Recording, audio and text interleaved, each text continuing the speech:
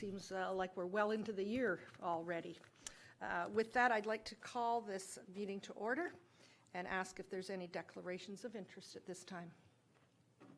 Seeing none, we will move to presentations. And the first presentation, Mr. Clerk, would you like to introduce Not a Stranger to us? Thank you, Madam Mayor. Your first presenter is Jim Pearson, President of the Sharon Temple National Historic Site and Museum, making a verbal presentation regarding the Sharon Temple Museum Society. Welcome, Jim. Good to have you with us. I hope you're going to tell us a little story about Children of Peace. Well, I'll try. Okay, very good. There isn't a day we don't learn something about Children of Peace when we're listening to you. So. Thank you very much, Madam Mayor, ladies and gentlemen of the council. It's my pleasure to be here to introduce some of the new people to the Sharon Temple and reintroduce some of you who have experienced me before. The Sharon Temple was built between 1825 and 1832. Most municipalities in this country would love to have something of this magnitude in their geographical area, I'm sure. It is one of the most photographed buildings in Canada. In 2006, the Toronto Star listed it as third out of 10 of the most significant buildings in Canada. Visitors come from all over the world to see it. I've given tours personally to people from Australia, New Zealand, Hong Kong, the British Isles, France, Germany, Holland, USA, and all over Canada. A few years ago, I was giving a tour to a group of Japanese architects. And I asked one of them, "Why have you come here?" And he said, "We studied this building in school. It was in our school books. So we came to see it." As great as the building is itself, it has always been more than just a building to me. It is a symbol of the remarkable people who built it, the Children of Peace. And I'm sure that most people know that I am a descendant of David Wilson, who was the leader of the Children of Peace. So, as people have asked me, I guess you've lived with this most of your life. Yes, my mother and grandmother pounded this into me since I was that high. So I have said many times I can't recall how many school projects I did on the Sharon Temple. The original members of the Children of Peace were all Quakers. In their 75 years of history, they never numbered any more than about 540. They were not a large group. The temple was never built primarily as a church. It was built for services, for the collection of alms to support their charities. It was only used 15 times a year. 12 of those times were for the services, as I just mentioned, and 3 special feast days.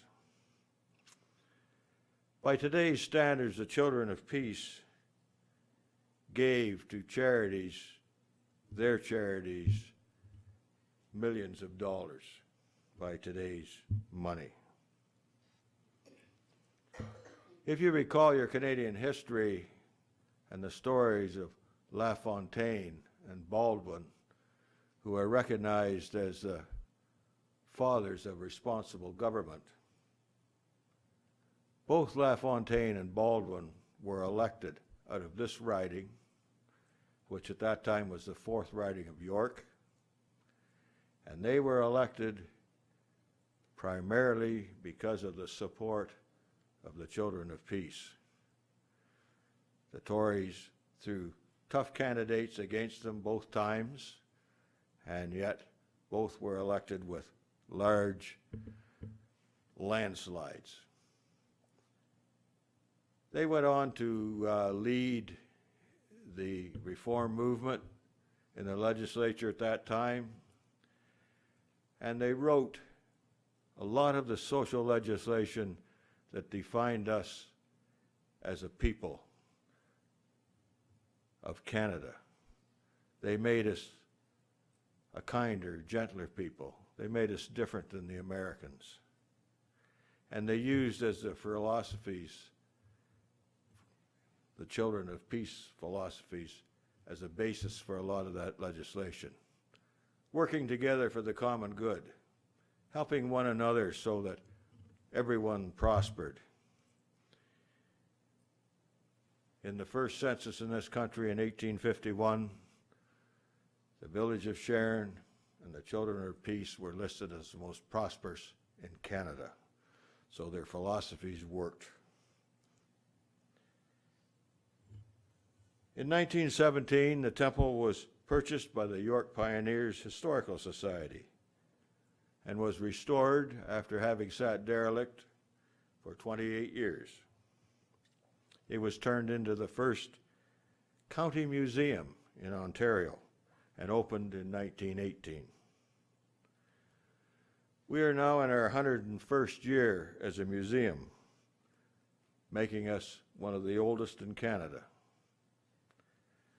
The ROM in Toronto is only 4 years older than we are. In 1990, we received the designation of a National Historic Site. The then Honorable Sheila Copps, the Minister of Heritage and Culture, came to the site and bestowed that honor upon us. Also in 1990, the site was turned over to an Ontario not-for-profit corporation known as the Sharon Temple Museum Society. We are one of the only few museums in Canada that is not owned by some level of government, federal, provincial, or municipal. Our site is run by a volunteer board of 15 directors and a small staff headed up by our executive director. We run many events and programs to raise the money to keep the site operating. But in everything we do, we try to maintain the principles and the philosophies of the Children of Peace. Today we're welcoming many new people to our East Gwillimbury community. Many are new Canadians, immigrants. It is part of who we are in East Gwillimbury. We welcome these people, and why would it not be so? The Children of Peace came from England, Ireland, Scotland, Wales, France, Germany, Holland, and the USA. They were all immigrants. I have heard you, Madam Mayor, say many times what a great place East Gwillimbury is to live, work, and play in. I thought about that. One night about 3 o'clock in the morning when I had nothing to do, I put my mind to it. Why would that be? Why should East Gwillimbury be different than other communities? And I decided it's in the DNA. If you looked at the tax rolls of this municipality, you will see the names of many of the original families that settled here. Quakers, Children of the Peace, people with that work ethic, that philosophy. And a lot more of them are like me that have lost the name through marriages, but the DNA is still there. We, of course, received some financial support from the town, for which we are very grateful. But more importantly, over the years, we have partnered with and worked with the town on many events and projects. Canada Day, Haunted Halloween, children's camps, and even perhaps a new museum building, to name a few. We hope to maintain and strengthen the relationship between our two organizations so that together we can deliver interesting programs and events to the residents of East Willenbury. Thank you very much, Madam Mayor. Thank you very much, Jim. Very much appreciated. We always have a history lesson and always learn something. Thank you very much. Could I have a motion to receive? Councillor Roy DiClemente, Councillor Crone, all those in favor, and that's carried. Thank you very much. At this time, we are down to deputations. We have one deputant that sent in their request some time ago. We have another one who had sent in the request, but it didn't land with us. So I'm going to ask council for permission to have Gloria Marsh speak after Claire Malcolmson. Through you, Madam Mayor, just to add to that, Gloria has also submitted a letter that also did not get to us. So I think it'd be appropriate, sorry, I don't have printout copies for you, but we can certainly, if council does add this to the agenda, we can physically add it to the agenda after this meeting. But it was a letter submitted by Gloria, and I received it last night. So in order of procedure, Madam Mayor, if council wishes to permit Gloria's deputation and her correspondence, I just need a mover and a seconder to waive procedural bylaw to do that, please. Thank you. Moved by Councillor Pizzicini, seconded by Councillor Morton. All those in favor? And that's carried. Thank you. So we will have Claire Malcolmson first, is that correct? That is correct, Madam Mayor. Thank you. Welcome, Claire. Good to have you with us. You've been here before. I have not. Have you not? Can you believe it? Well, you're a familiar face to me for sure, so. Nice to see you, Mayor Haxon, You and also. good afternoon, members of council. Thank you for hearing me. I have a printed copy of what I'm saying here. If anybody, would you like me to give it to you to distribute? Okay.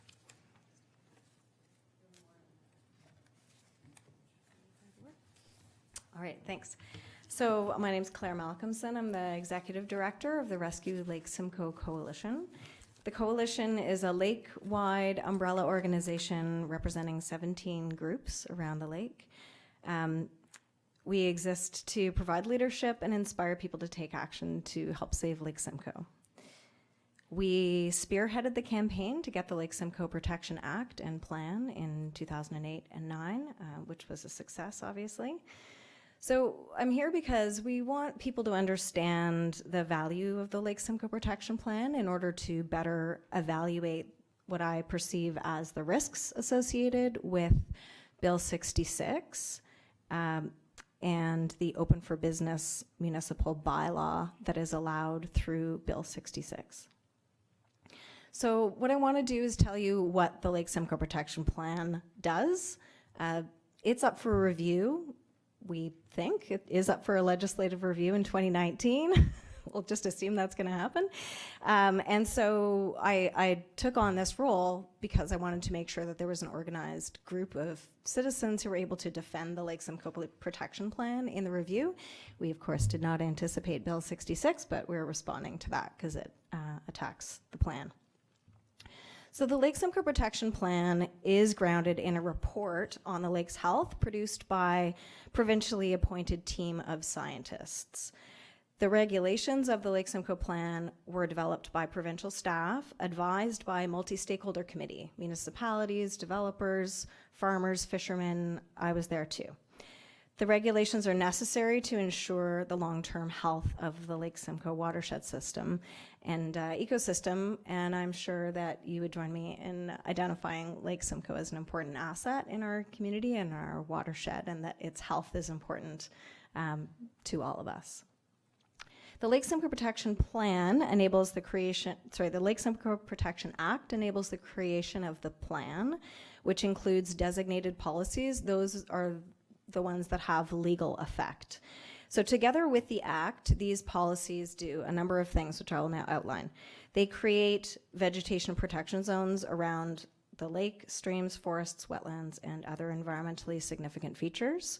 They do not permit development and site alteration within key natural heritage features, key hydrologic features, and related vegetation protection zones. They establish tough phosphorus pollution caps on sewage treatment plants effluent. They require that, or they do not allow new sewage treatment plants unless they're replacing an old one. They require new development applications to use enhanced stormwater management plan. It requires decisions made under the Planning Act and the Condominium Act to conform to the designated policies of the plan. It makes clear that official plans and zoning bylaws must conform to the designated policies of the plan. And it says that where a conflict between policies occurs, like between the growth plan and the Lake Simcoe plan, the policy that provides the highest level of environmental protection prevails. That's just some of the things that the Lake Simcoe Protection Plan does. I list these to make clear to you the value of the legislation and what it does for our lake. Don't have enough time in 5 minutes, but I hope you understand basically what's wrong with Lake Simcoe. I'm sure the mayor can fill you in. She's been very involved with Lake Simcoe, as I know, for a long time. So why do we need these policies? The main reason is excess phosphorus pollution flowing into the lake from exposed soils and nutrients on farms and new developments, stormwater runoff in urban areas, sewage treatment in septic systems, and the atmosphere. The Lake Simcoe Plan and its policies and the associated phosphorus reduction strategy aim to bring phosphorus loads down from about 85 tons per year now to 44 tons per year by 2045. We are not making enough progress, actually. Despite $50 million invested by the feds and the provincial government and policies of the Lake Simcoe Plan, average phosphorus levels have remained stable over the last 10 years studied. They are not going down as they need to. We need to work harder. Further, critical targets of the Lake Simcoe Protection Plan have no implementation plans. The Lake Simcoe Protection Plan sets a target of having 40% of the watershed in high-quality natural cover. There is no plan to achieve that. And achieving the 44-ton target per year relies on future innovation as currently outlined in the phosphorus reduction strategy. I don't find that comforting or reliable. What is the future? What innovation? How are we going to do this? So there is no evidence that we can take our foot off the gas and stop working on saving Lake Simcoe. These policies need to be implemented and managed, not swept aside. So what does Bill 66 do? It allows municipalities to get ministerial approval for using the Open for Business planning bylaw without notifying the public. The bylaw is intended to fast-track development proposals that are primarily, but not limited to, employment uses. Having provided for jobs, the development application can include residential, industrial, and commercial uses. Qualifying development applications are not required to conform to the policies of, big list, Lake Simcoe Protection Plan, Growth Plan, Greenbelt Plan, Oak Ridges Marine Plan, Clean Water Act, Source Water Protection Plans, Great Lakes Protection Act, and more. This would certainly lead to land uses that contaminate our water and destroy our green spaces. As you know, the Greenbelt Plan protects agricultural land, and the Clean Water Act and source protection plans protect municipal drinking water from contamination. So why we would sweep those aside is a mystery to me. There is really no long-term environmental justification for putting Ontarians' lakes, drinking water, and food production areas at risk. So I respectfully ask that you refuse to use the Open for Business bylaw. Thank you very much. Happy to take questions. Thank you very much. Are there any questions of the deputant? None at this time. Thank you. Could I have a mover and a seconder, please? Councillor Roy DeClemente, Councillor Foster, all those in favor? That's carried. Thank you very much, Claire.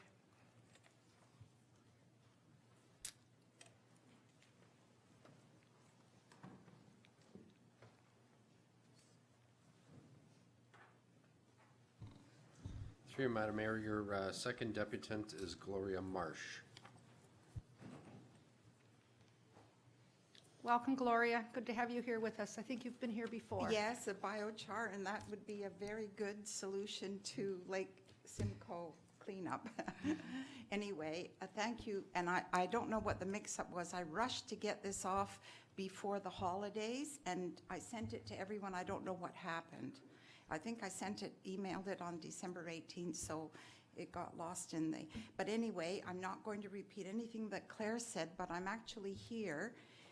Really, the importance of all these acts, I mean, you folks have done incredible work, say, your official plan. It's professionals that come in and experts that come in to make sure that you do a good job, that things don't get screwed up. That's basically it. Okay, I'll give you, I lived on Lake Wilcox, which is a kettle lake in the Humber watershed. 1984, they put sewers in along North Lake Road, east to west. The Humber watershed drained into, well, it wicked all the recharge to the lake into the sewer bed. So everyone got sick. We had blue-green algae in the lake for years. They thought, oh, they had to do channels. They thought that, okay, we'll get a lake lung. Well, it actually made the blue-green algae worse. It looked biblical in the wintertime because it was the red form. On the ice, it looked biblical. So what I'm saying is this act came after the 16th Avenue sewer, over 100 wells dried up. Right now, that's the watershed for the Rouge. It actually goes into the sewers into Pickering. So all the thought that's put into these acts for you folks to utilize the expertise to make sure that nothing happens, they're very valuable. So what's the cost of remediation after? Or lawsuits or human health? Like everyone, we didn't mention Walkerton, but I mean, everyone's doing it and the mayor's getting fed up. But he says, you know, that was when there was environmental oversight was cut by 40%. So do we want those things to happen again? And secondly, the jobs, creating jobs. Well, I think local food security is really big as York Region Environmental Alliance for our awareness and, you know, the carbon footprint of a municipality. You can reduce that by 11% by getting local food instead of the transportation is so huge. So there's something to look at for job in young farmers, organic of course, because the health costs will be reduced if you don't have the pesticides and you won't have phosphorus loading in the lake if you're farming organically. So look at those sort of things. I think you've got that ability to have farms designated, I think. And also the whole public meeting business. What's my time? How am I doing? You're okay. I'll give you the high sign. You just keep on going. Okay, you'll get the, okay, so, you know, this not wanting public meetings and open to the public. Well, you know, I know a lot of us rant and you get really fed up with us, but sometimes we have good ideas, you know, so it's a collaborative thing. You're elected by your constituents and then getting input from them. If you don't have that input, I mean, we may as well not be a democracy, right? So, you know, I'll just give you a quick example. And I won't go into my arrest for the Bayview extension and so forth and all that, but there was Kettle Lakes, which is Aspen Ridge, I think, de Gasperis, did a townhouse, did a regular subdivision, and I got up and said, you know what, I want to downsize. You know, I don't want these 3,000, 4,000 square foot. Can we have more compact, and for heaven's sakes, give us some design for the 21st century? Well, they changed everything. They listened, and green features, and they said that subdivision was the quickest they sold out in their history. So, you know, sometimes we're not just ranting, we're there to give good suggestions, and let's make it better. So I put my money where my mouth is, and I moved there. You know, 1,600 square feet, downsized by 1,000 square feet. So what I'm saying is public consultation isn't, we're not trying to be a pain in the neck, we're trying to be helpful and work collaboratively, okay? So that's it. So I think I did it in 5 minutes. You did it in 4 minutes. Okay, good. You have I a talk- half I a ran- minute I to talk go if quickly. you've got anything Well, else to I say. did leave, well, I did, like it was, in actual fact, it was, you know, the whole jobs and the organic agriculture that would impact even health costs for humans, because now we've got a real problem with glyphosate and people getting cancer and so forth.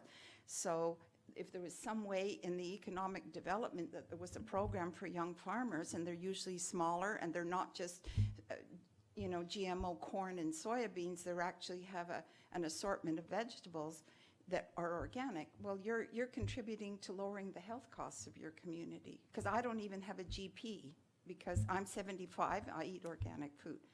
But I think I'm wearing the same thing I did 2 years ago when I came here. So there, that's it. Thank you very much, Gloria. Appreciate it? that. Okay. Yes, thank you. Thank you. Could I have a motion to receive? Councillor Crothers, Councillor Persichini, all those in favor? And that's carried. Yes, go ahead. I just wanted to thank both the deputants for your very passionate deputations, and for bringing to mind for us the costs of ignoring some of these acts, whether it's health costs or phosphorus loading, and your expertise around understanding about the Kettle Lake and how it's not the same as some of the bigger lakes.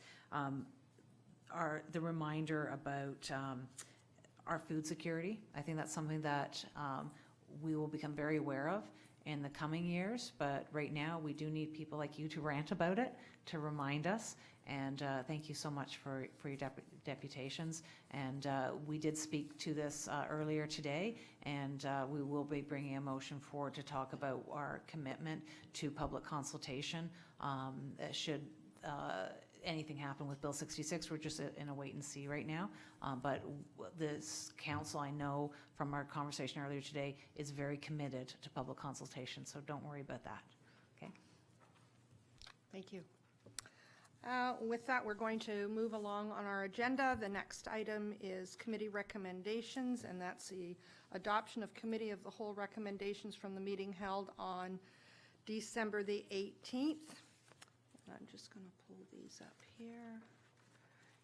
And I have one request to separate out 2018-261. Councillor Roy DeClemente. Thank you, Madam Mayor. Can we also separate out 259? I'd like to request a separate and recorded vote for that. And I'd like to separate out 265 and 266. Thank you. For the same, Not necessarily to just separate them just to out. separate them. 265 and 266. Thank you. Okay, so we'll deal with everything except 259, 261, 265, 266. Mr. Horner? I'd hope to speak to item 260. 260. Did I have the wrong number? 261 was the verbal report I provided on the LPAT hearings. My error. Okay, thank you. So 260, you want?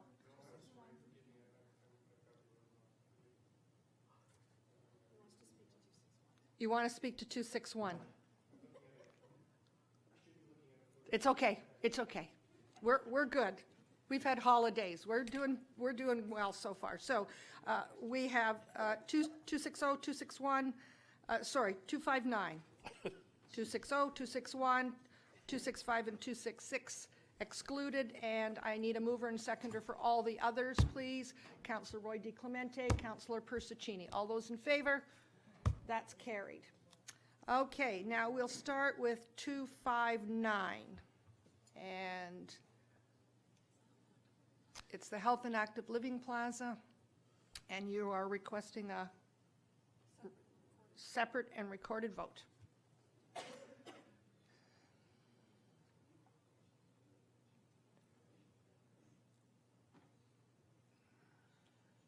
Mr. Lamanna, could you, Sorry, Madam Mayor, we're trying to do this electronically and keep up That's as fine. well.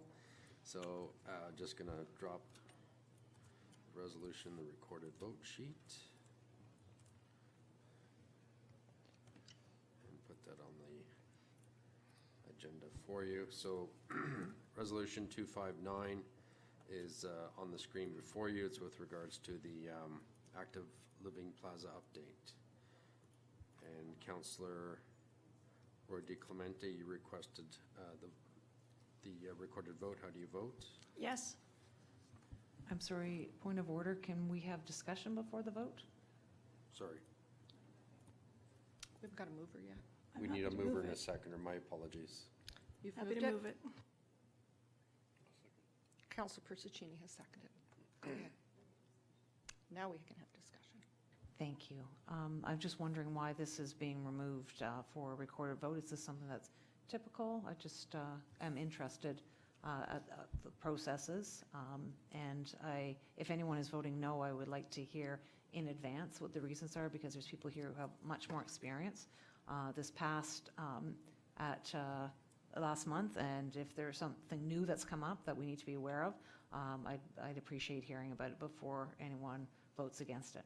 Thank you. Councillor Roy DeClemente. Thank you, Madam Mayor. My purpose in pulling it for a recorded vote was simply that it's been my past practice over the couple of terms that I've served, that when there are items that are significant, of a significant amount of money being spent, or they're somewhat contentious, I think it's in the public interest to have a recorded vote so that members of committee can demonstrate either their support or not, or lack of support for a matter. But in this circumstance, it was simply because it's a lot of money being expended, and I felt it was appropriate in the terms of transparency to have this vote recorded. In a perfect world, I think all our votes would be recorded, but this is a mechanism that we have and that we're working in. Thank you. I appreciate that. I just would like, if there's any new information when stuff comes back for a recorded vote, that we're all on the same page and have the same information. Thank you.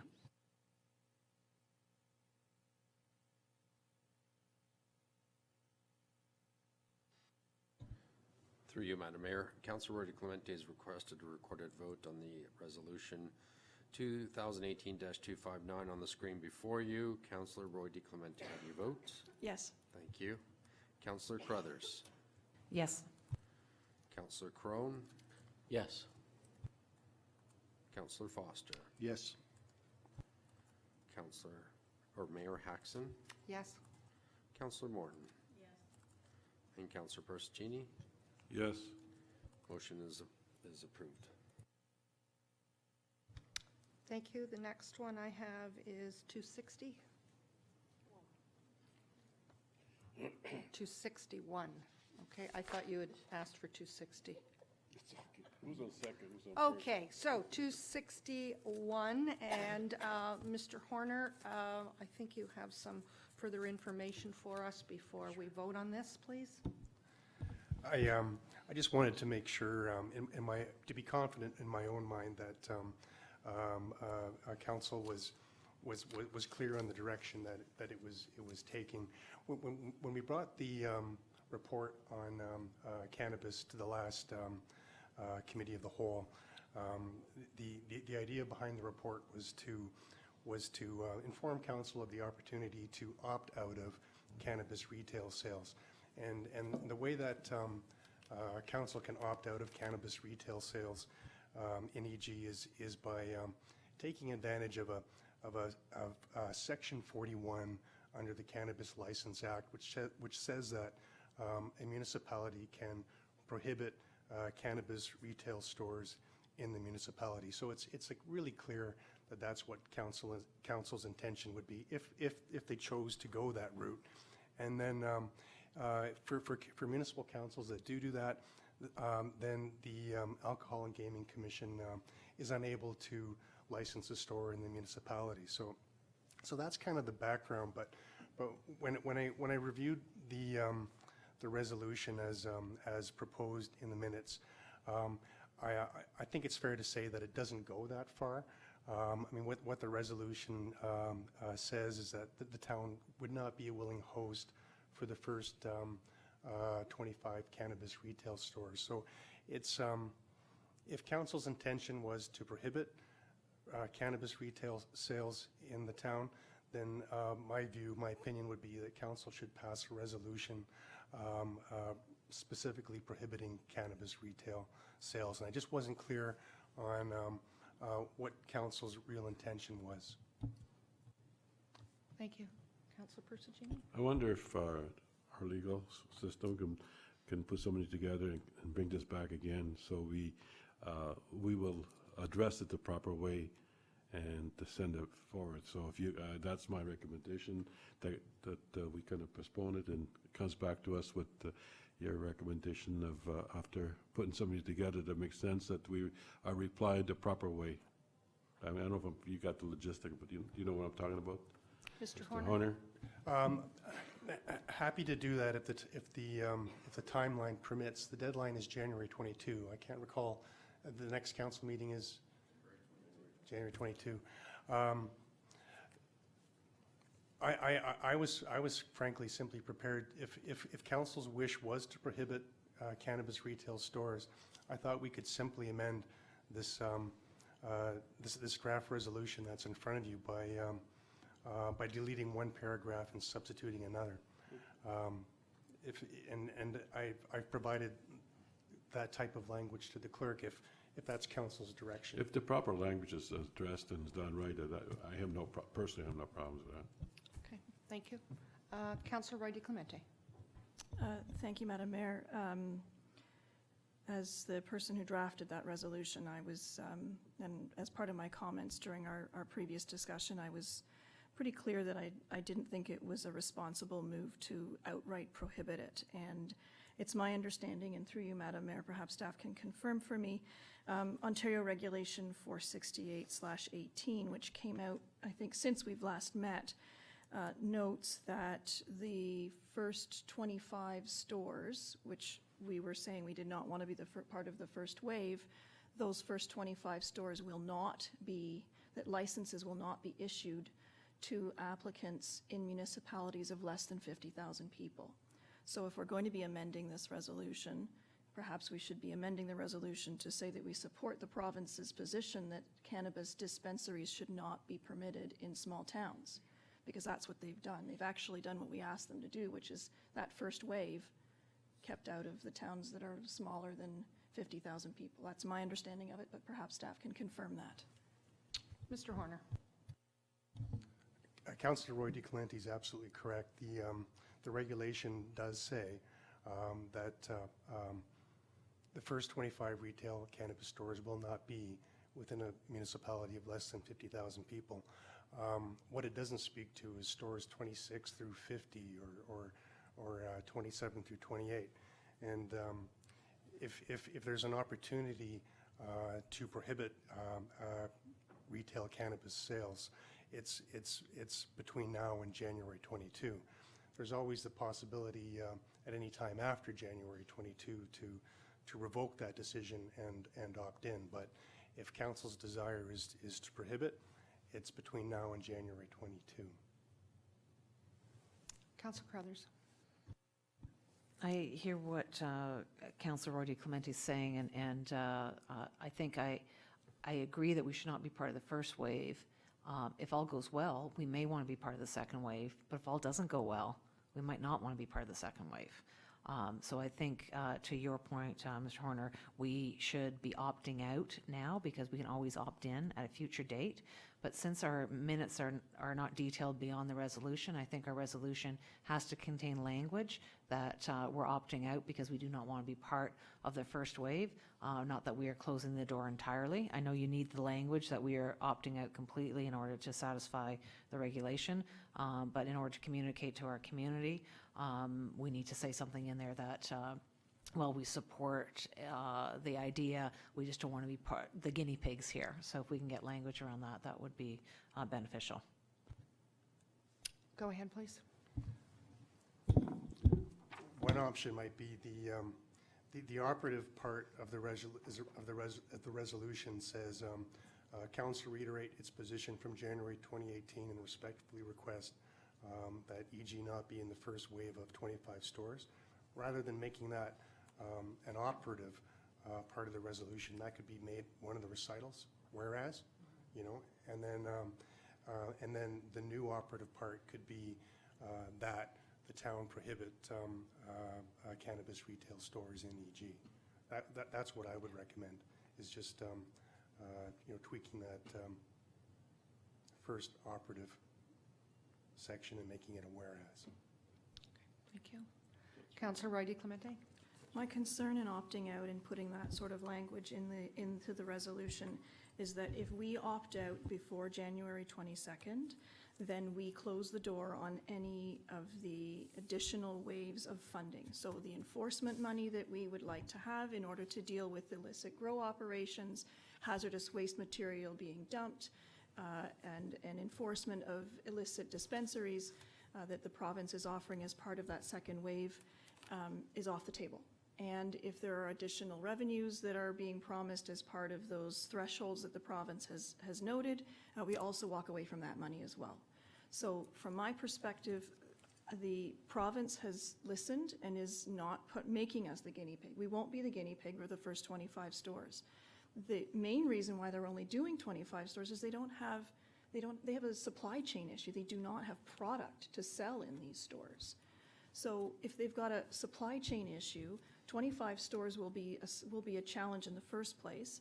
And if we opt out, we close the door on future funding that will now allow us to combat the very things that we're concerned about. So we won't have the money to deal with it. It'll be on our property tax base instead of at the provincial money that would be earmarked for it. So I'm very confident and clear that I do not want to put language in that we are opting out per se.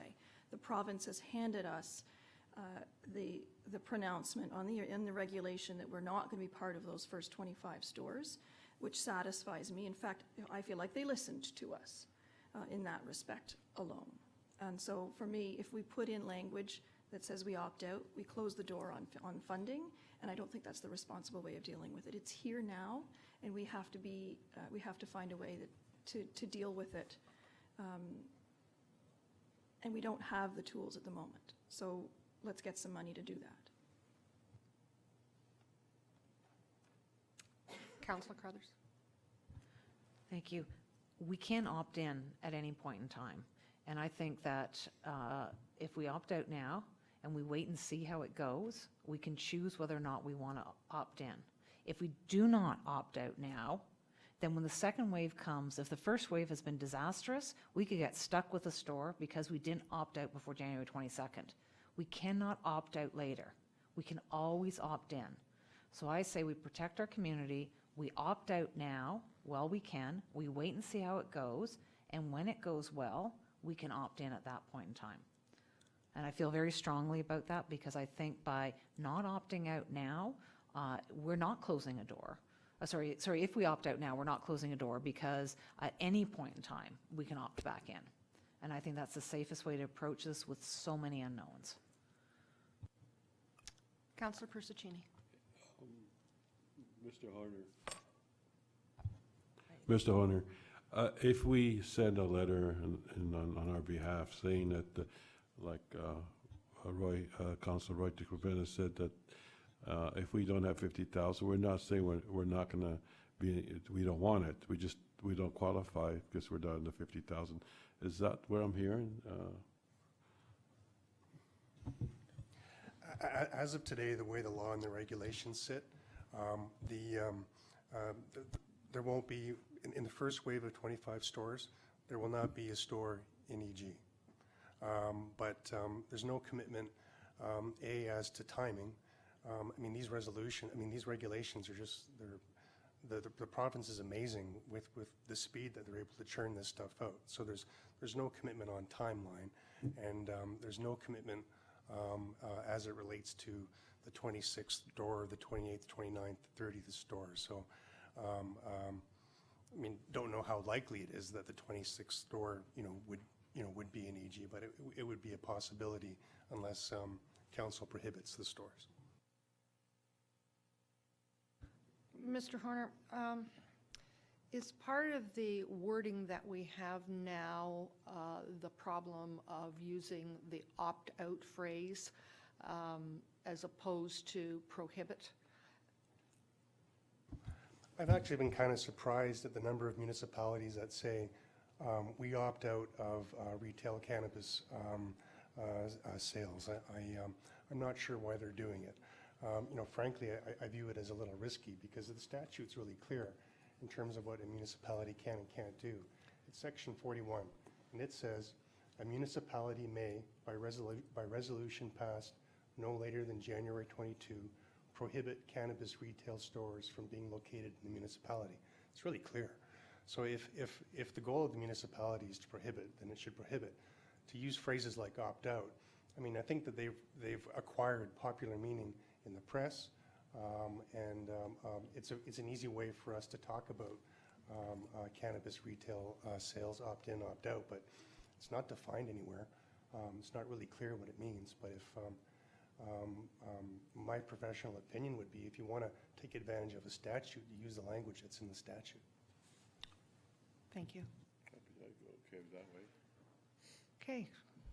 So we need to determine if we are using somewhat the verbiage that we did before. I think the opt-out came about a year ago when there was actually some discussion about either you're in or you're out, and if you're out, then you need to opt out, and that was the phrase that was actually used at one of the cannabis seminars that I went to. So I might have even been the one that, yeah. So if in fact our intent is that we want to prohibit it, we need to change what we have here today to prohibit the sale in East Gwillimbury. Is that correct? If that's council's intention, then that would be the proper. Okay. Go ahead. I'd like to propose an amendment then to, hold on, is it the paragraph that's highlighted? Is that the one? Yes, okay. I'd like to propose an amendment to change that yellow highlighted paragraph to instead say that council reiterates its position of January 28th and respectfully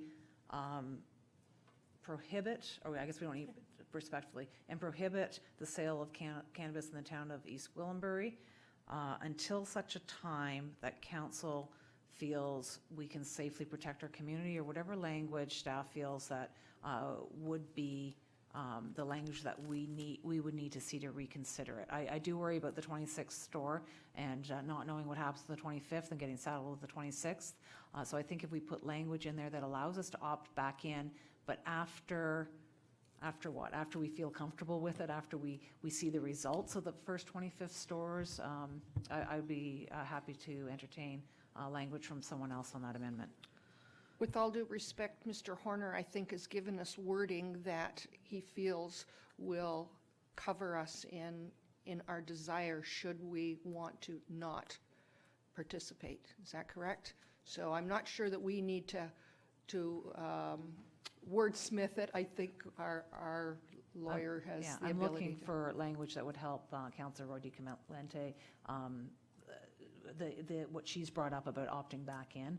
So I was looking for language that would help make her comfortable with this, but I'll leave that. As long as that doesn't weaken the position that we're discussing right now. I think the better place to make statements like that would be in the recitals, in the whereases. The second whereas talks about the January 26, 2018 meeting and not being a willing host for the first wave of implementation. So I'd miss that. So council's already made that point in the recitals. So maybe that's good enough. If it's not good enough, then that would probably be the best spot to tweak it, as opposed to the operative piece that follows the be it therefore resolved that. Thank you. Councillor Roy DiClemente and then Councillor Crone. Thank you, Madam Mayor. Thank you for Councillor Crothers for trying to find some language that would perhaps mollify my position. For me, if we use that January 22nd, if we use the mechanism in the statute and we pass a resolution before January 22nd and we use the word prohibit, we are closing the door on the provincial enforcement funding. And for that reason, I would not support it. So if the resolution includes that or has that structure in it, I won't be able to support it no matter what we put in the recitals or any other clauses. So just to be clear about that. Thank you. Councillor Crone. Thank you, Madam Mayor. Through you to Mr. Warner. I think it's incredibly important that we honor the spirit of the conversation that we had in the last meeting. That we weren't saying not ever, but just not now. And I think that's if we can do that in the recital, I'm happy. Although I would like clarification on the funding. I would hate to, I would hate to say goodbye to some funding, although from my understanding, the funding amounted to, what was it, $5,000 for a community of our size. So if we say no, it's not a pile of money that we're waving off. Could you just confirm that, if that was the dollar amount? Thank you. I thought I had the report here. Do you have it? Oh, Chief's got the answer. So in terms of numbers, the initial allotment to EG specifically was $12,242. Post that would be $5,000, and then post that, opting in and opting out, the variables would change as far as we understand, but we don't know the exact amount of money. So right now we'd be looking at $17,242. Go ahead. Through you, Madam Mayor, to the Chief, would you be able to put that $17,000 to use, training your staff? From not having the document in front of me, from memory, it's very prescriptive what it goes towards, and that's training, public education, and enforcement. Thank you. Go ahead. So just to be clear, the 17,000 is what we're already getting. And it's only after we choose to opt in or opt out, there's an unknown amount of money that would come to us. But the 17,000 we're getting regardless if we opt in or opt out. Am I correct? 12,000 to begin with and then another 5? The two concrete numbers that we have before us are the 12,242 and the 5. Everything else is unknown, opting in or opting out. But those two concrete numbers we have received or will definitely receive.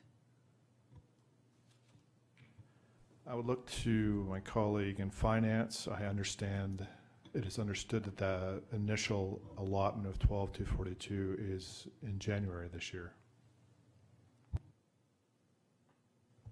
Madam Mayor, we'll have to confirm the. My apologies. Madam Mayor, we'll have to confirm the exact details, but it is also my understanding that that initial money comes to us regardless of your decision about whether you're in or you're out, and that it's future funding that would be potentially not received if the decision is not to participate. But I think it best we confirm that and get back to you with something specific. Thank you. That's how I understood it. I'm not sure that this is a decision of money. I think it's much greater than that.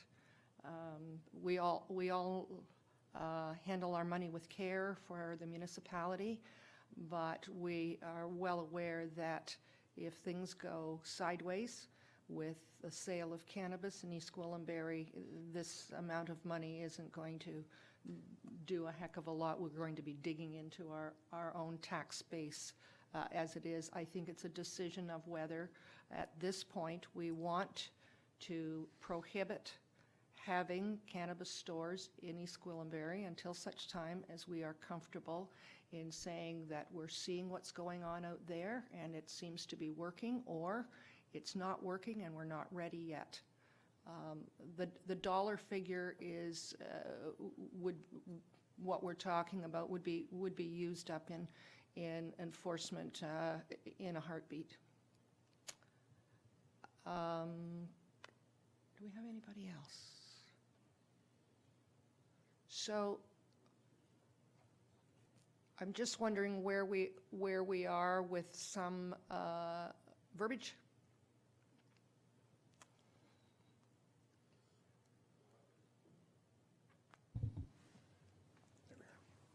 There we are.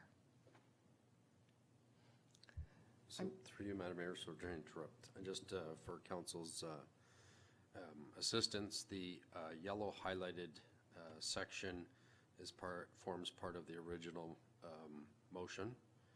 The blue highlighted section is the proposed amendment or wording, the proposed wording by GM Horner.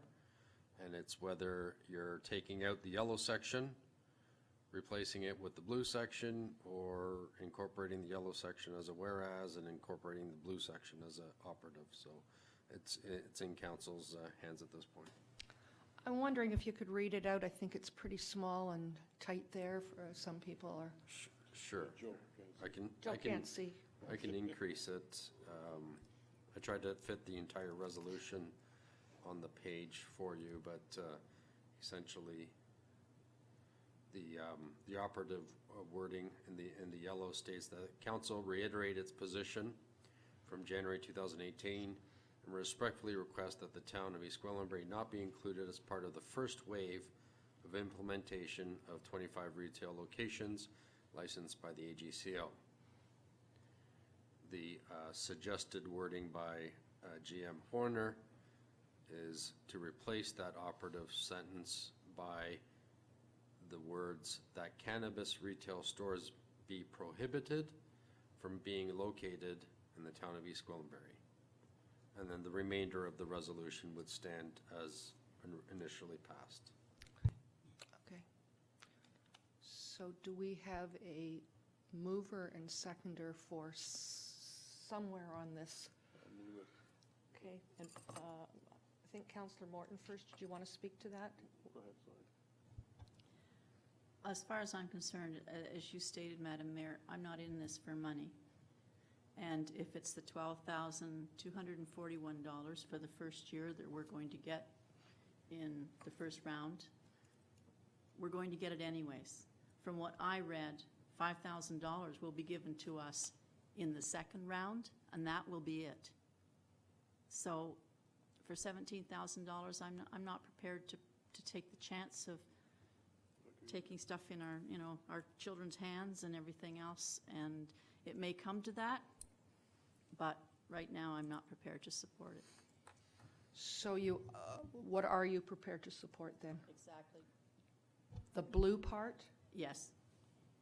not the yellow. So it's one or the other, Mr. Horner. Delete the yellow. Okay, so let's just hold that thought. Mr. Webster? I've heard conversation that the yellow could become a whereas. It's not as strong, but it could be a leading statement as well, and kept in there as a whereas. I think it's further up.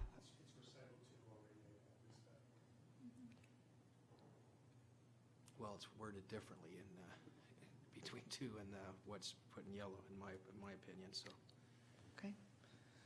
Councillor Persichini. I'll stick to the Microphone, please.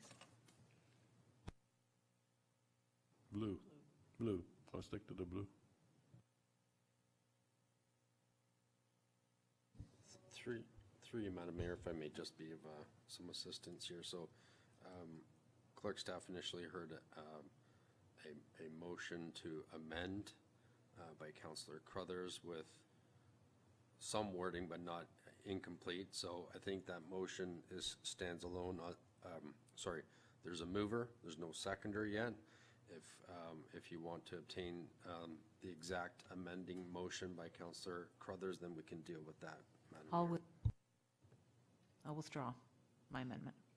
So now, Madam Mayor, you're back to having a mover and a seconder with either a separate amending motion. Well, sorry, let me rephrase that. You need a mover and a seconder to amend the initial motion by inserting the blue section that prohibits the retail stores in East Gwillimbury. And further up, we have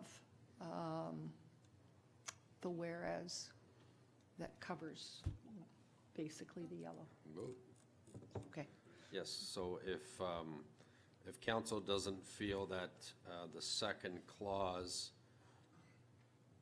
speaks to, if council doesn't feel that the second clause speaks to the 25 retail stores in the first wave, then you'd have to have an amending motion to the second clause as well. Thank you. Councillor Crone. Yeah, sorry, I just want to reiterate that I think we need somewhere in the recital there, the notion that reflects the spirit of the conversation we had previously, that we're not slamming the door on this forever, but that it's not now, it's not never, it's just not now. I think that something to that effect needs to be in there. That's what I'd like to see. But I don't want to give our residents or the government, the provincial government, the sense that we're completely against it. But for myself,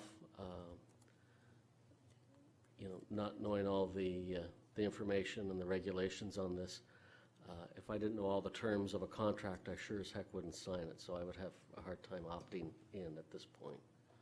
But I would like to see something in the recital that reflects the spirit that we're not saying no forever. Are you suggesting that the yellow replace the second phrase in our resolution?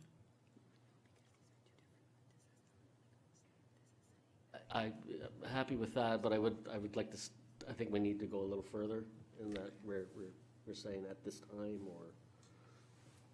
Okay. Councillor Roy DiClemente.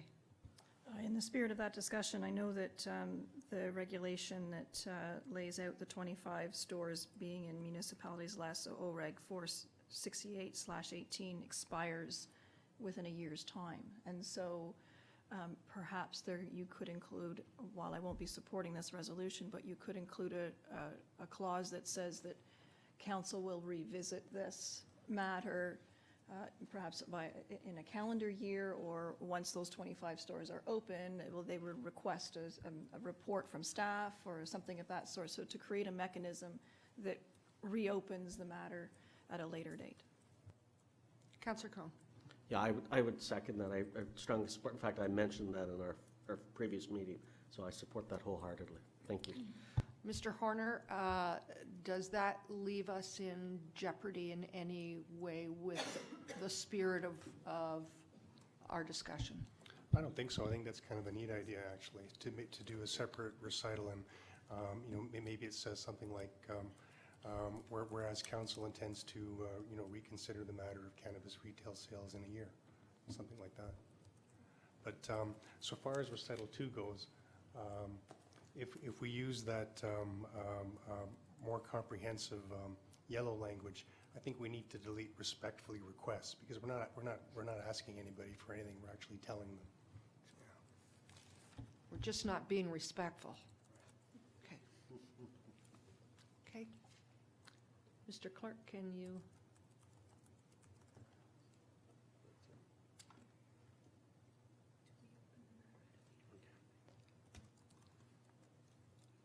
Sorry, Madam Mayor, just trying to capture the rest of it. So in terms of the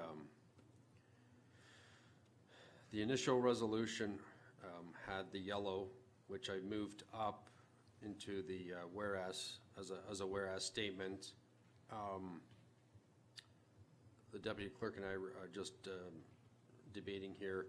The second clause talks about that the position on January 16, 2018 was not a willing host.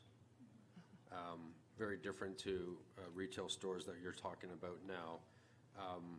So if council wished to add simply that operative clause in the initial motion that's in yellow and make it a whereas statement, it captures the discussion and the intent about the first wave and implementation of 25 retail stores, then add the blue operative that prohibits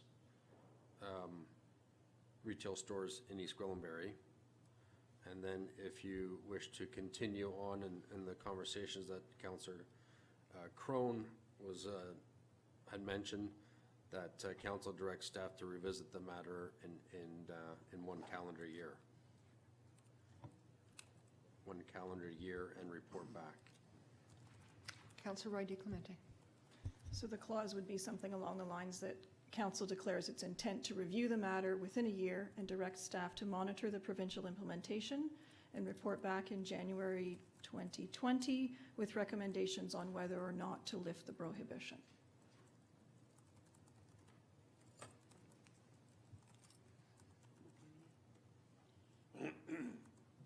Any questions on that one?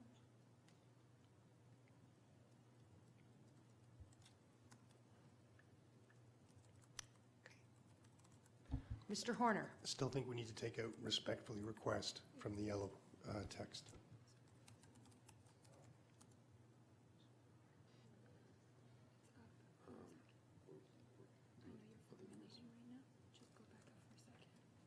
Still there.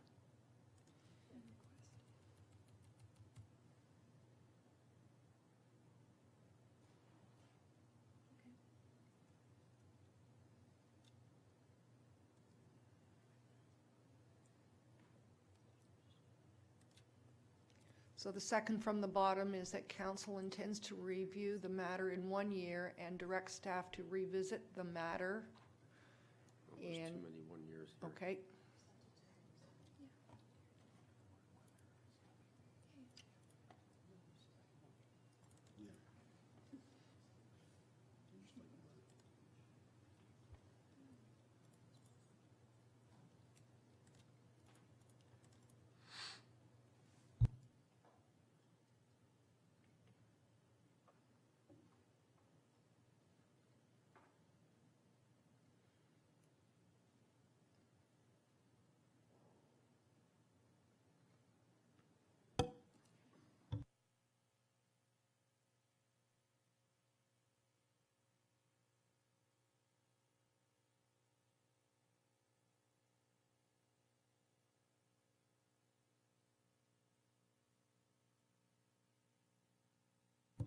Councillor Foster. Not to carry this on any longer, but that is strong wording where we say prohibited, and I think that's where Councillor Roy DiClemente's having a problem with that. Why are we saying we are prohibiting, and then halfway down the page we're saying we're going to revisit? I think we're prohibiting today, but not tomorrow. We want to have another look at it in time as we see what's happening out in other communities. Is it working? Is it not working? What are the rules that they've put in place? So we revisit at another time once it's up and running. And I don't know that a year is sufficient time, but staff can decide that and have a look at it at that point. And if it's not, then we would know that as well. So where I'm going with this, Madam Mayor, is where it says the stores be prohibited, should we not explain that a little bit in that line? So it doesn't look like we're saying we prohibit here, but we will revisit, which was the intent of last time. It just needs to be worded a little differently in my eyes. Maybe at this time. Mr. Horner? I wouldn't recommend it, frankly, just because the statute is so clear in terms of what you need to do to make it effective. That's the only reason.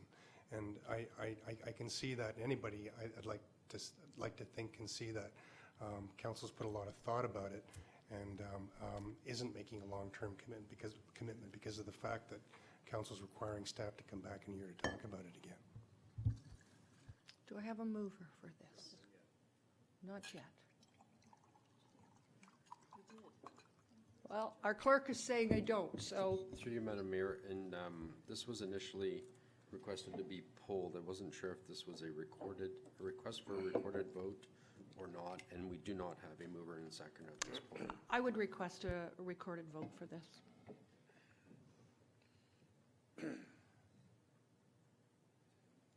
Seconder, Councillor Crone.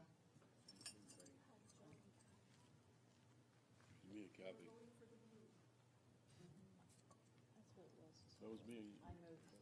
Joe seconded. Yeah. Okay. Still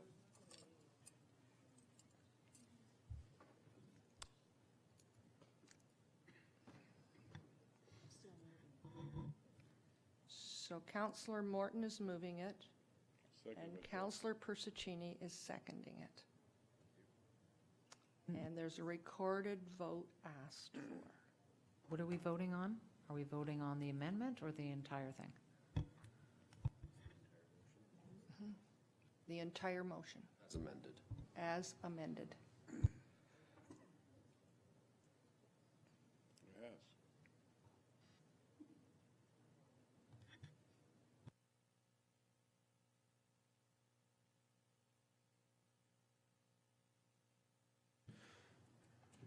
Through you, Madam Mayor, Councillor Morton, or through you, Madam Mayor, you requested a recorded vote on the amended motion that council has discussed, and staff's made those amendments and highlighted them for you. How do you vote? Councillor Morton? Yes. Councillor Persicini? Yes. Councillor Roy DiClemente? No. Councillor Crothers? Yes. Councillor Crone? Yes. Councillor Foster? Yes. Motion's carried. Mr. Velchek. Madam Mayor, just to clarify, there was a question about funding, so I have confirmed that staff are indicating that that first wave of funding of just over $12,000, as Councillor Crothers had indicated, that we are eligible for that. It's funding beyond that, so I just wanted to clarify, just because that was a question we kind of left a little unanswered. Thank you, appreciate that. Okay, we also had 265 pulled and 266. I simply asked them to be pulled so that I could vote against them. Okay. Okay, very good. So we will do 265. Could I have a mover and a seconder for that, please? Councillor Persicini, Councillor Foster, all those in favor? Discussion, please? Go ahead. This was to receive a report, 265? Yes. To receive a verbal update? We received a verbal update, so how can you vote no to receiving a verbal update? I voted against receiving the verbal update in committee, and I'm being consistent in this recommendation is made to council. I'm being consistent in my voting. Okay.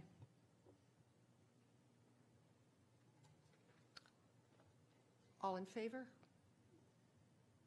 Opposed? That's carried. 266.